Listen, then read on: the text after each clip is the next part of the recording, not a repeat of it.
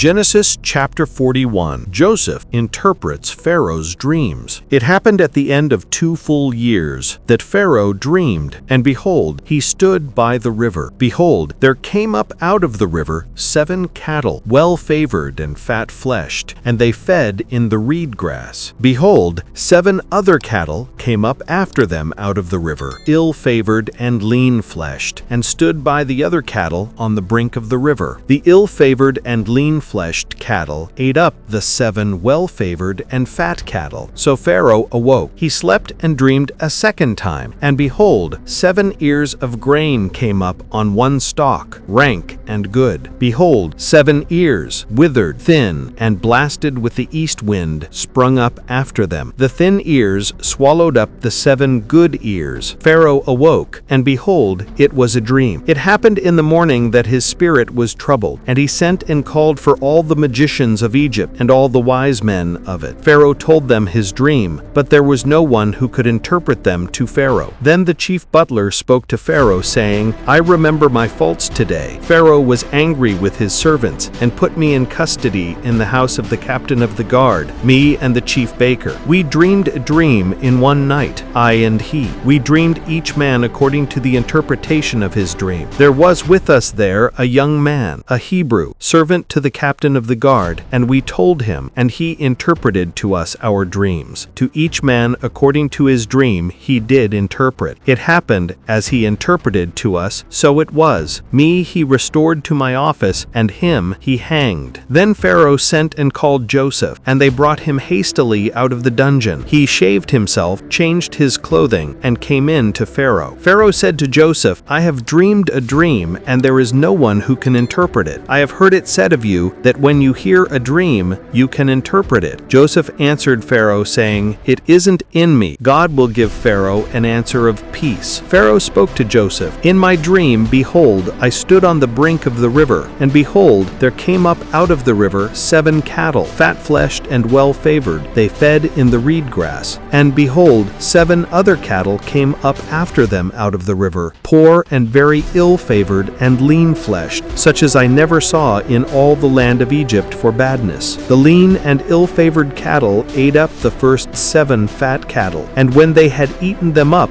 it couldn't be known that they had eaten them, but they were still ill-favored, as at the beginning. So I awoke. I saw in my dream, and behold, 7 ears came up on one stalk, full and good. And behold, 7 ears, withered, thin, and blasted with the east wind, sprung up after them. The thin ears swallowed up the 7 good ears. I told it to the magicians, but there was no one who could explain it to me. Joseph said to Pharaoh, The dream of Pharaoh is one. What God is about to do, he has declared to Pharaoh. The 7 good cattle are 7 years, and the 7 good ears are 7 years. The dream is one. The 7 lean and ill-favored cattle that came up after them are 7 years, and also the 7 empty ears blasted with the east wind. They will be 7 years of famine. That is the thing which I spoke to Pharaoh. What God is about to do, he has showed to Pharaoh. Behold, there come 7 years of great plenty throughout all the land of Egypt. There will arise after them 7 years of famine, and all the plenty will be forgotten in the land of Egypt. The famine will consume the land,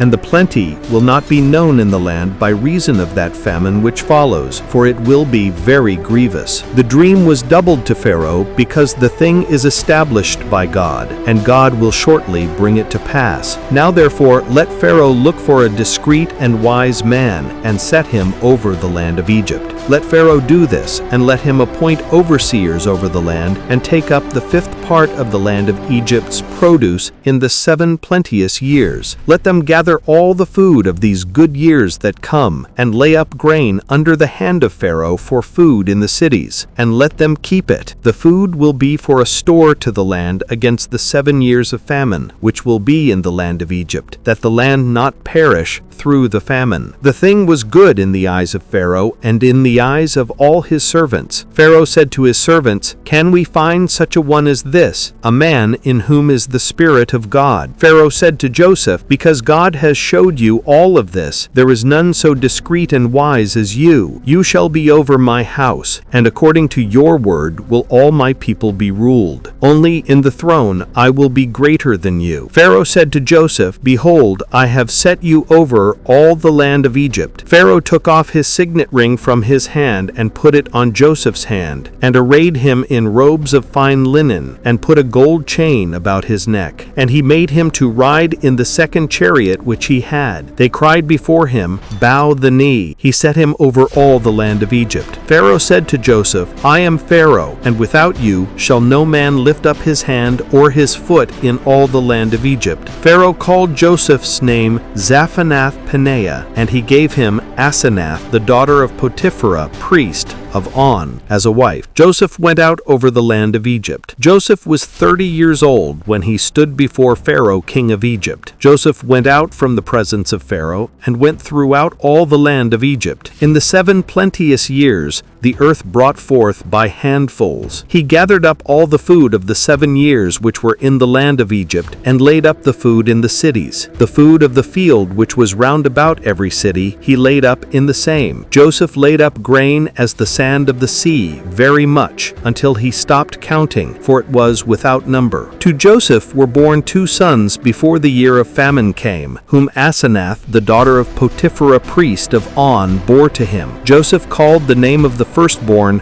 Manasseh, for he said, "God has made me forget all my toil and all my father's house." The name of the second he called Ephraim, for God has made me fruitful in the land of my affliction. The 7 years of plenty that was in the land of Egypt came to an end. The 7 years of famine began to come, just as Joseph had said. There was famine in all lands, but in all the land of Egypt there was bread. When all the land of Egypt was famished, the people cried to Pharaoh for bread. And Pharaoh said to all the Egyptians, "Go to Joseph. What he says to you, do." The famine was over all the surface of the earth, and Joseph opened all the storehouses and sold to the Egyptians. The famine was severe in the land of Egypt. All countries came into Egypt to Joseph to buy grain, because the famine was severe in all the earth. And that's it. I hope you enjoyed the video. If you did, leave a like, subscribe to the channel if you haven't already, and don't forget to activate the bell to receive all notifications of future videos. Tell me in the comments what you thought.